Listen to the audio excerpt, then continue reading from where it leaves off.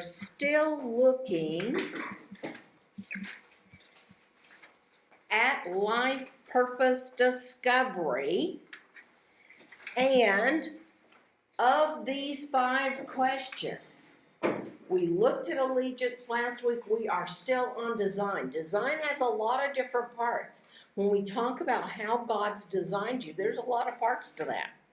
So, we looked at your physical body.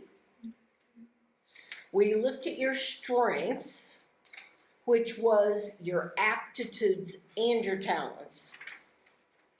Aptitudes mean, what you're good at. Talents many times are the things, many people talk about talents as the things you really like to do. You like to sing, you like to dance, but those are still your strengths. The reason you like to do them is because you're good at them. Okay. We looked at your weaknesses, the things that you're not good at, and there's nothing wrong with that. And today we're looking at personality type. So we're still looking at this big circle of design to learn more about you, because God has a plan for you. God has a plan for you. It's a plan for your benefit, for your good. That's what welfare means. Not calamity, not to give you problems. God wants you to succeed. He wants you to be successful. He wants you to follow the plans that He has for you, because they're the best plans. And they will be the plans that give you a future and a hope. So if you look at your puzzle pieces, now here on the puzzle pieces, you've got one place for strengths and another for talents, and they're really the same thing. So if you want to write on your puzzle pieces, what I would encourage you is, as we study, you can also write on your puzzle pieces, if you want, some of the things about your body you discovered, some of your strengths, your talents. Today, you can, those of you who have taken the MTIC or the MBTI, you can write your personality type there.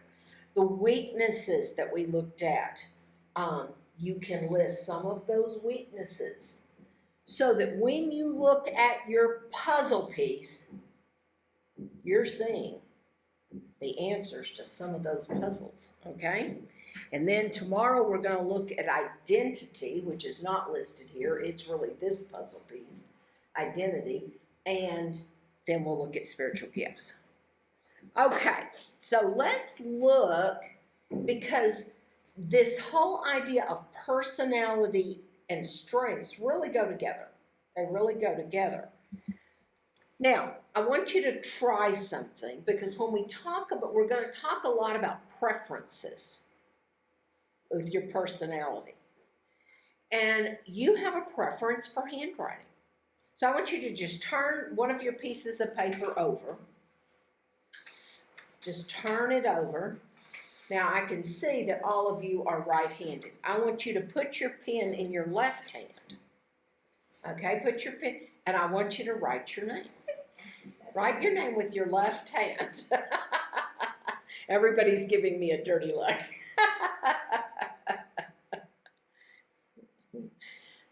It's taking you a while, isn't it? Okay, now when you're done, put it back in your right hand and write your name. Oh, Jessica's still working on the first part. Now, were you able to write your name with your left hand? Yes.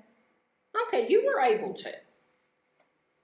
But how did it feel? Yeah, it was hard, right? Yeah. It was hard. You're not used to writing with your left hand. Now, there's some things you do with your left hand, right?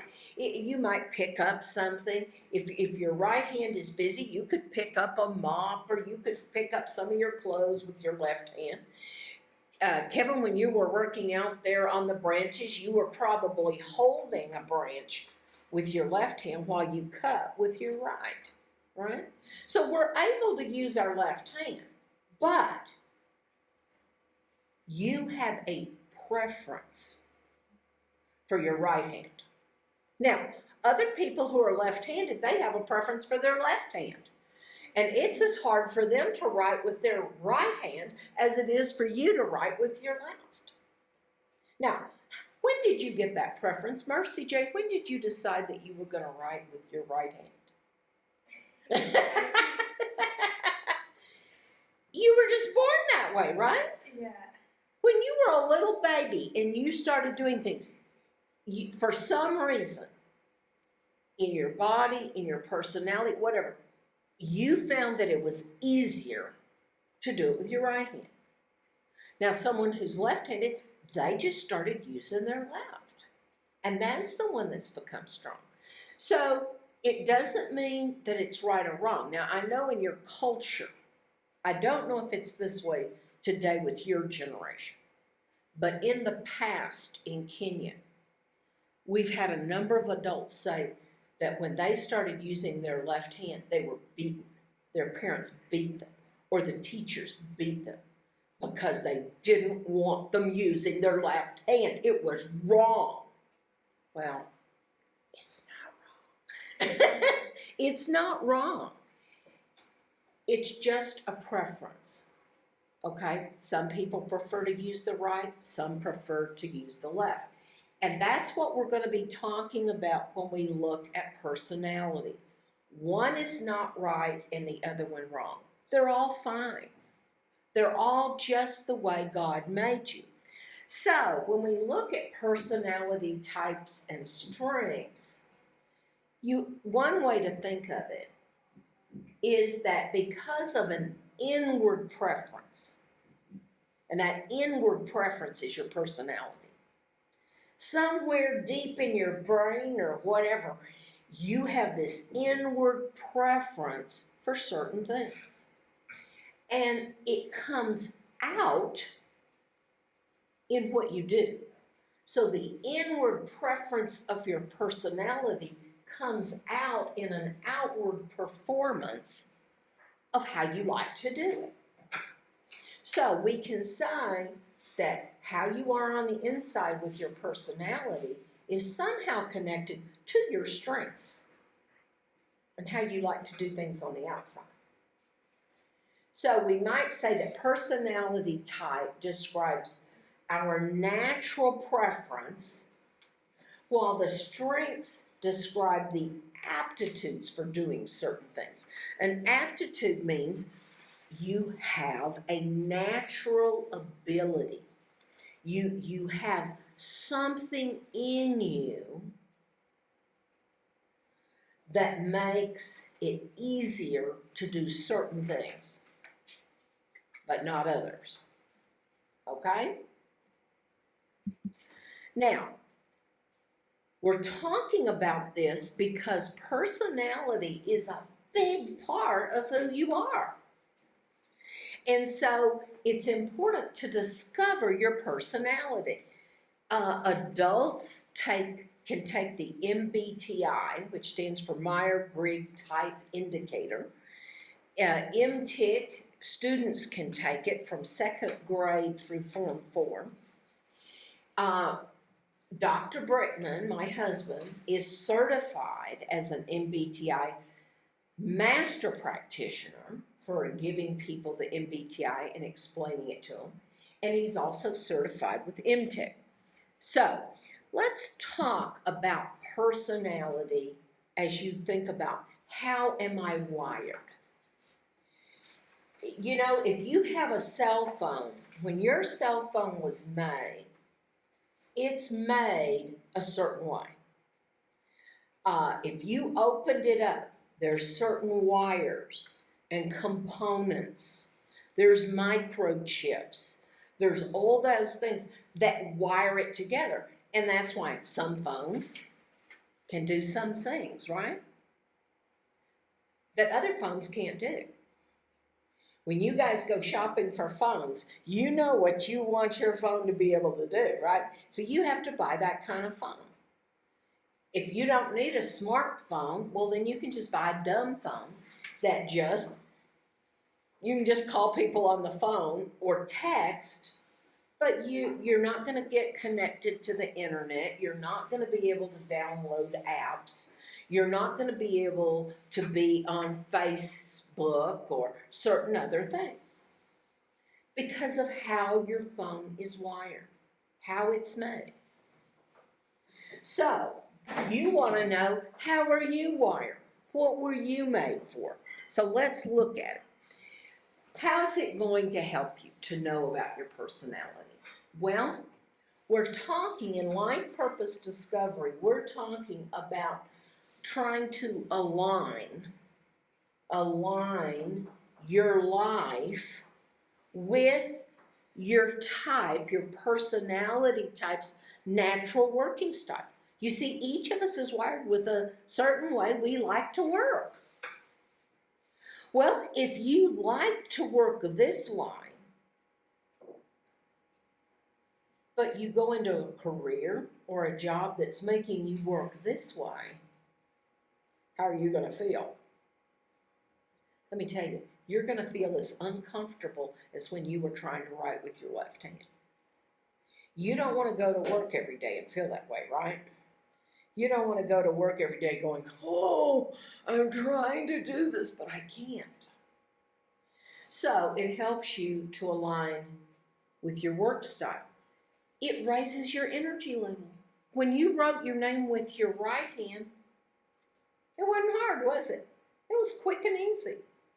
You see, you have energy to do what's easy for you. It's enjoyable. It's fun. You can do it faster. There's energy. But if you're trying to do something that you're not wired for, oh, it's hard. Very hard. So if you know your personality, it's going to improve your performance. You're going to do better.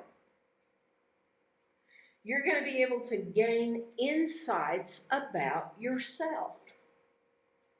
Now, you're also going to be able to gain insights about other people because everybody's different. Now, a lot of people don't know that. So when somebody is not like them, they think, well, what's wrong with that person? Because you naturally think you're right, and if someone else is doing it differently, then they must be wrong. But that's not true. So by understanding this, it's going to help you to gain insights about yourself, but also understand other people too. So, how does personality work? Again, it's going to help you become more self-aware. After we talk about these things, you're going to be aware of them then. You'll go, oh, that's why I do this. Oh, that's why I like this. Oh, that's why I don't like that. So it's going to help you to become more self-aware. You see, your personality covers your decision making. We don't all make decisions the same way.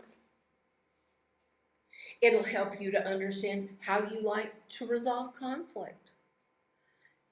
Your communication. Why do you talk one way and not another? How you prefer to exert influence on other people or on your environment. How do you influence others? There's different ways. It's going to help you to understand how you feel about change, how you deal with stress, why some roles work for you and not others. Again, it's going to help you to understand how you're different from some of your other friends, your teachers.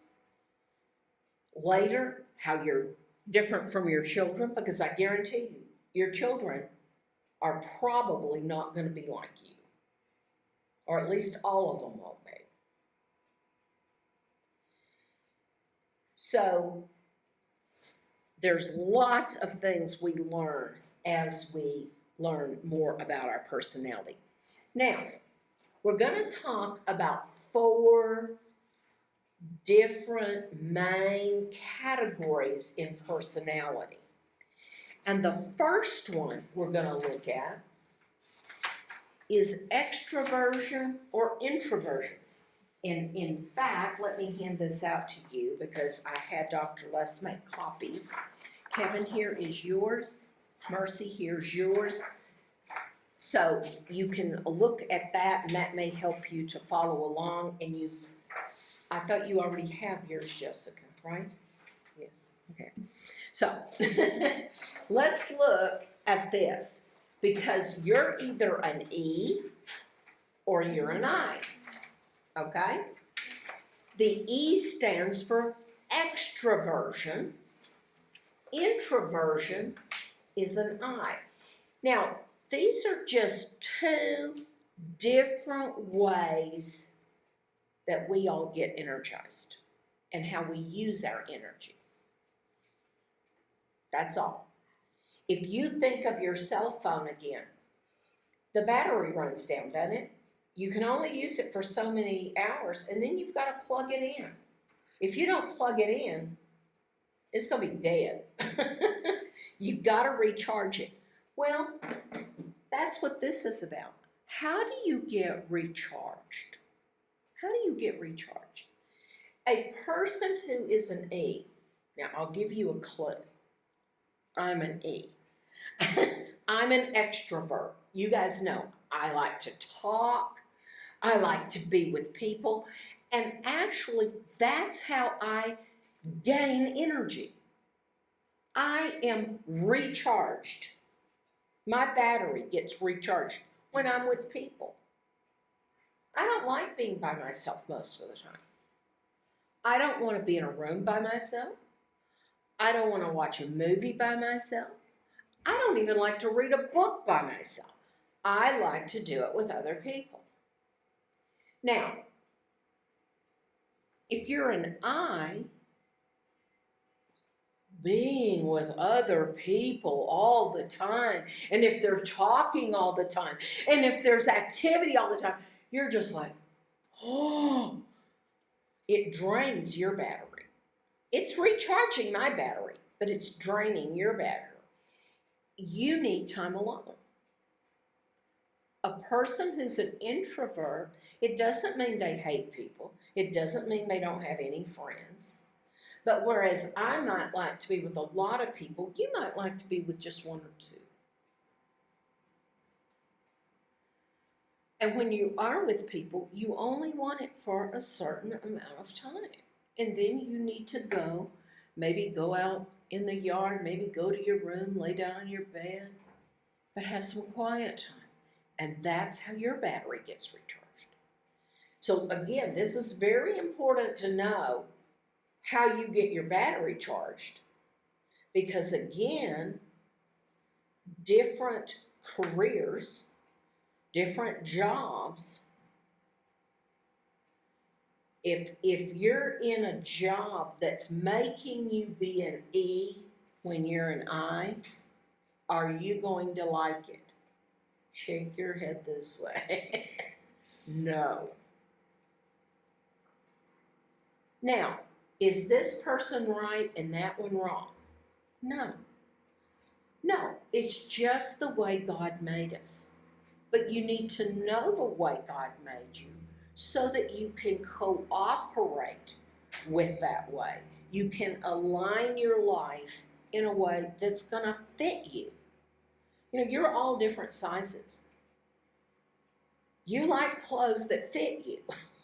If you try to wear clothes that are too small, you either burst the buttons or burst the seams, or you feel like this all day long, right? You feel like you're being squeezed. That's not comfortable. But if you're wearing clothes that are way too big, that doesn't feel very good either, does it?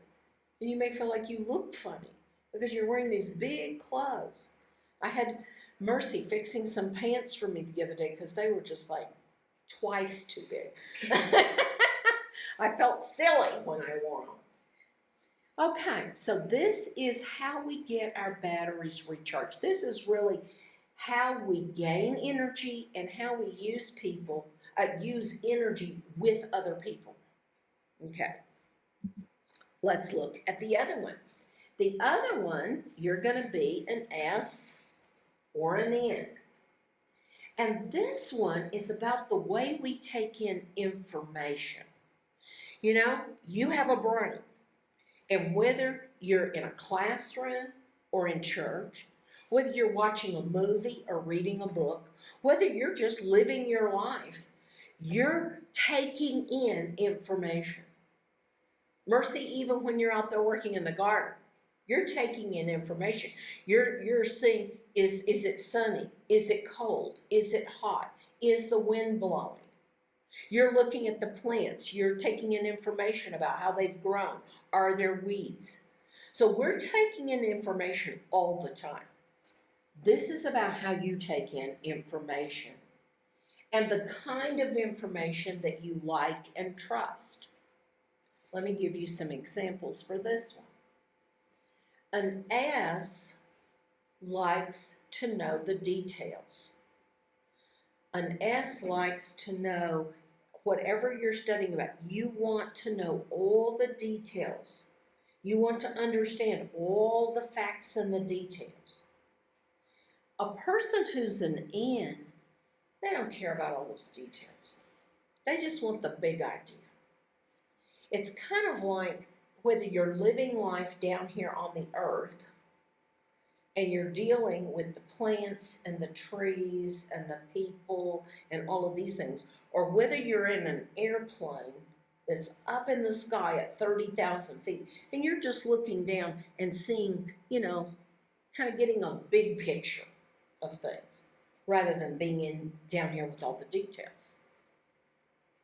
So again, neither one of them is wrong. Neither one of them is right. If you're an S with the sensing, or if you're more of an intuition person with the N, that's okay. But you need to understand that. Well, are you a thinker or a feeler? Now, when we talk about feelings, we're not talking about somebody who's just emotional. It's not that. It's not somebody who thinks with their brain and somebody who feels with their heart. It's not that. Because everybody has emotions. Everybody has emotions. But this is more about the way we make decisions and come to closure. Every person, you take in a certain amount of information and then you're going to make a decision and you're going to come to closure about the information you've taken in. Here's an example of how a T, a person who's a thinker. Let's say that Jessica has a problem and she's telling me about her problem and what she needs and how she feels and the help she needs. A thinker is going to kind of take a step back and go, okay, I want to be objective. I'm not going to listen to Jessica as her mother, or maybe you're her best friend and you're not going to listen to her as your best. You're going to take a step back to be objective, and you're just going to take the information in your brain to make a decision. Now, I'm an F. So when Jessica's doing the same thing, she's telling me her problem, I'm going to take a step forward because I feel what Jessica's feeling. I'm connecting with her. It's not objective.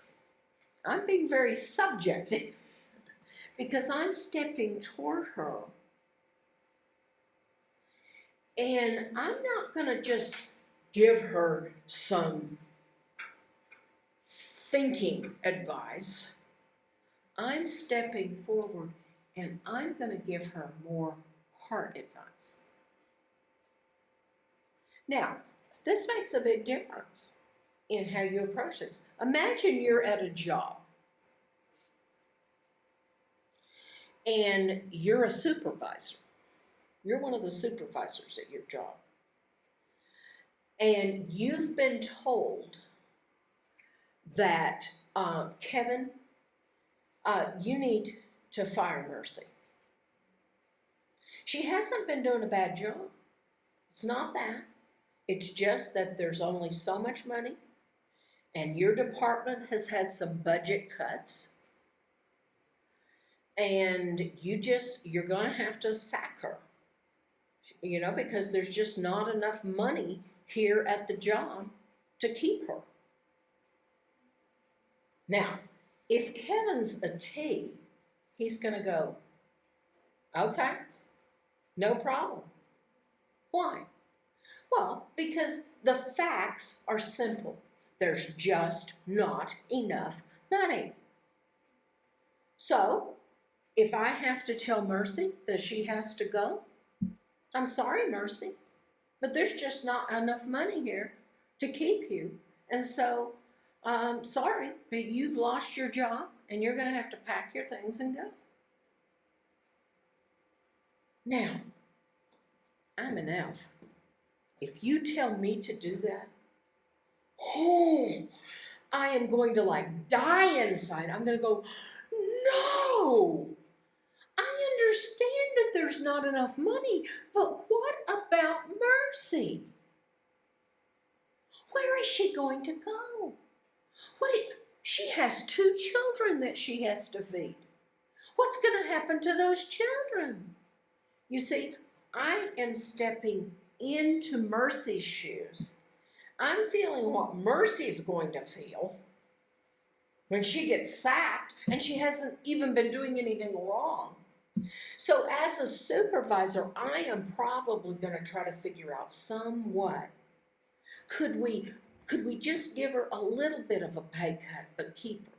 Could we work on the budget and not buy some other stuff that we were going to buy so that we can keep her? You see the difference in how I'm going to make a decision about this?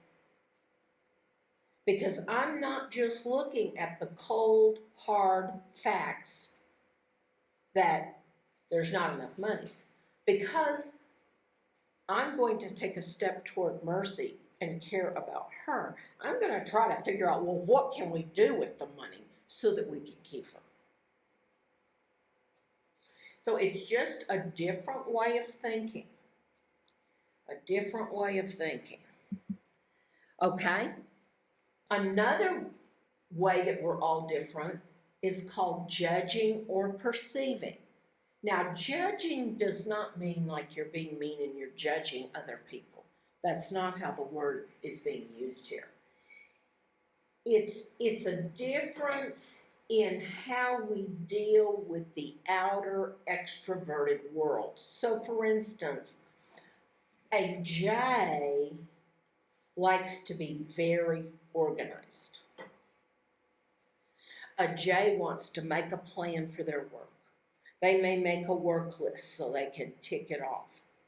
A J will have a plan that, okay, from 8 to 9, I'm going to do this. From 9 to 10 is when I'm going to study. 10 to 11 is when I'm going to wash the dishes.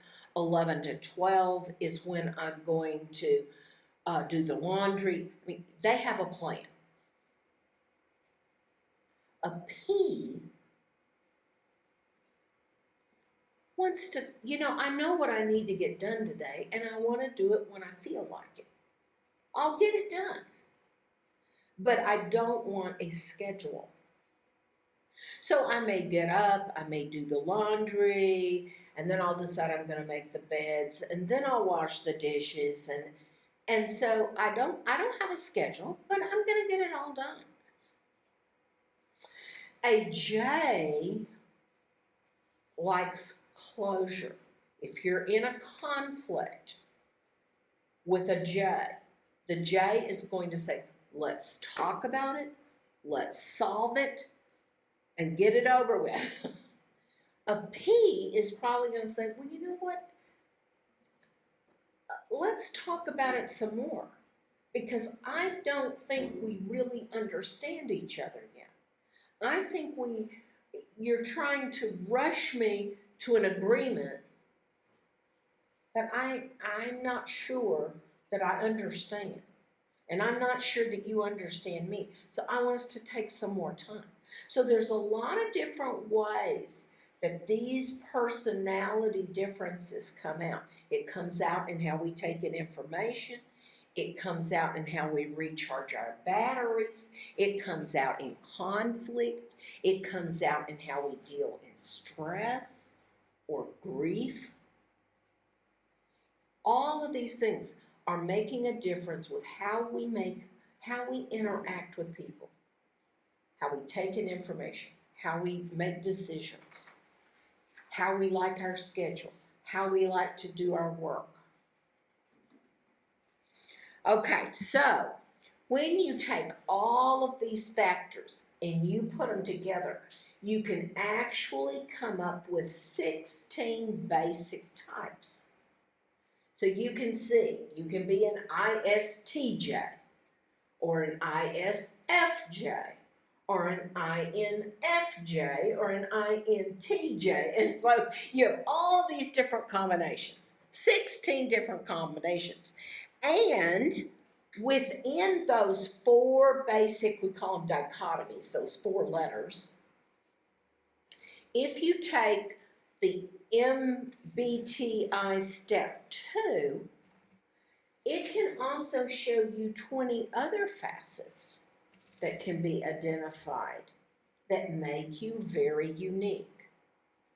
So this study on personality helps you to begin to understand what you're like and how you're different from other people.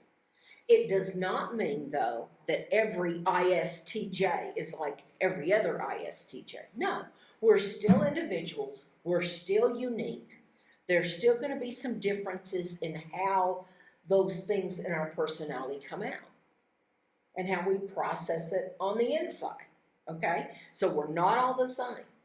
This is just another way, though, of helping you. Oh my gosh, look at Evans there. He's so young there. Oh my gosh. And I think this is Tom. Isn't that Tom? Oh my gosh. Now, you've got a page of homework there in your notes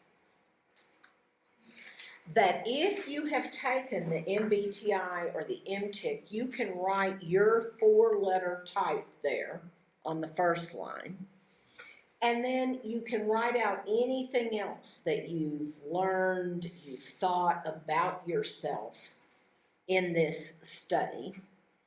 But then at the bottom, I want you to write out everybody else who's in your family. So all the other people you live with. And if you know their kind of personality, it's going to help you to understand.